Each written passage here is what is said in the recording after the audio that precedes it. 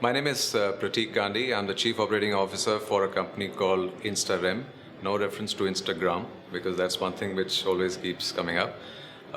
So what we do is we have three lines of business. So what we call is we are a financial infrastructure company. We have three lines of business. One is called Send, which basically means that whether you're an individual or an institution or even a bank, you can send money from one country to another using our rails. So that's one. The second is called Spend, which basically is the Visa license for us to issue cards. We can actually issue cards for corporates. We can issue it in our name. We can issue it in, as a white label solution for someone else. So that's the second. The third is an interesting one because that's a fairly big ask from the market. It's called Receive. So we can actually give multi-currency corporate accounts, which means if a company is not there in a particular country, we can offer them solutions to collect money in that particular country and bring it back to wherever they want. The new lines of business that we have, which is Spend and Receive, is the one that excites us the most, which is, so if you were to, let's say your company was to go out in the market and say for your employees, for your T&E, for instance, you wish to have a white label solution, that'll cost a lot of money, so upwards of $200,000, $300,000. And it'll take you like anything from 9 months to a year to get a card ready. What we can do is we can give that same thing to you within 6 weeks' time and at a cost which is like a fraction of what that one is. So that's very exciting because it's a crying need. It also leverages on the kind of customer base that we have. So if you see, the Send business already has consumers and it has institutions. We can actually use the same customer base to cross-sell for this particular product as well.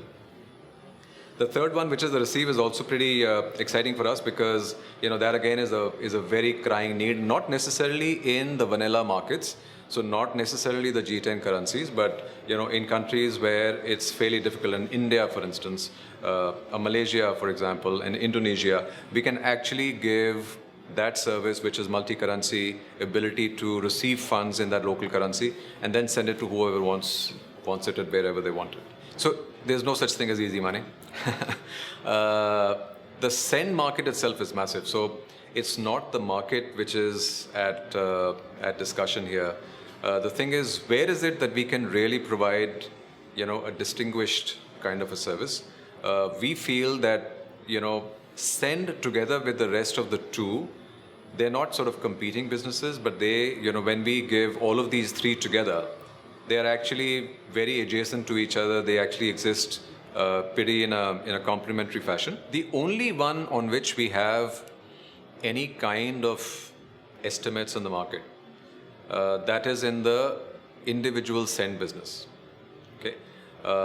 Which is estimated at, I think last I heard from the World Bank, it was about $800 billion. A lot of it is cash, which we are not into, so we do bank to bank.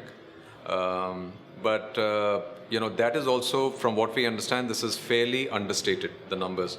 And the rest of it is predominantly dominated by the banks. So it's not fintechs like us. So, as far as the market for fintechs is concerned, sky's the limit. As regards talent acquisition and retention, fortunately, we are not competing with the likes of the Googles and the Facebook.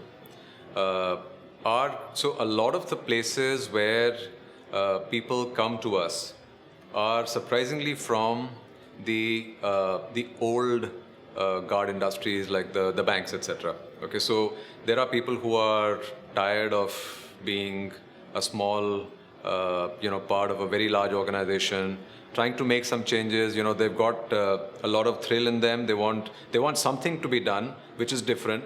But the environment around them is not allowing them to do it. So what we can provide is like if whatever I told you, these are things which not a single company but multiple companies achieve over a very large space of time. So what we are doing is we are a single company trying to do something in a very short period of time. We have been in operation only for 4 years, and we are already talking in various lines of businesses and etc. So that excites a different bunch of people. That passion has to be there. They have to understand it's not going to be a 9 to 5 job. Interestingly, many people come with up to 30 to 50% cuts on their salaries. And they're happy to do that because, they're just not happy doing what they are in their own lines of business.